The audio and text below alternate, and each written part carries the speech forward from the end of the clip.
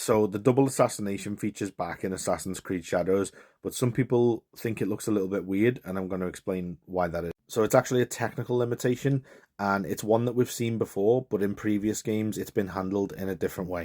So essentially with a double assassination, obviously you have to be lined up with two targets in a specific way. So the double assassination feature is all based on positioning.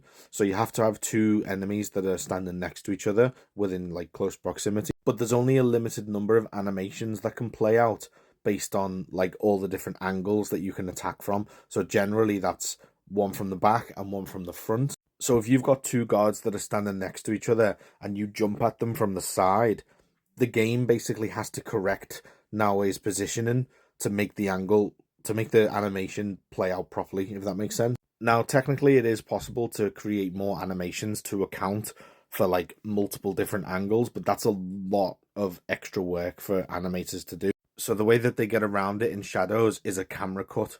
So the camera cuts at the last second, and you kind of have Naoe getting into the correct position off screen. And it does create this kind of weird jump cut where Naoe's just suddenly in the correct position, whereas when she jumped off the roof, she might not have. But we've seen some alternative solutions previously, and you'll see why they've decided to go down this route. So look at this clip from Unity where Arno does an air double assassination. You can see that the guards actually rotate to get into the correct position for the animation to play out. If you go back and look at footage of the Ezio trilogy, you'll see that they actually use the camera cut method even for normal air assassinations on one enemy. Because by cutting the camera and putting everything into the correct position, they can make it play out smoothly. Now, Assassin's Creed 3, on the other hand, they did take these angles into account, and there's a lot of different double assassination animations based on the angle that you attack from, and that's why it's one of my favourite games in the series. I don't mind the camera cut technique, and Shadows looks amazing, but Assassin's Creed 3 was built different.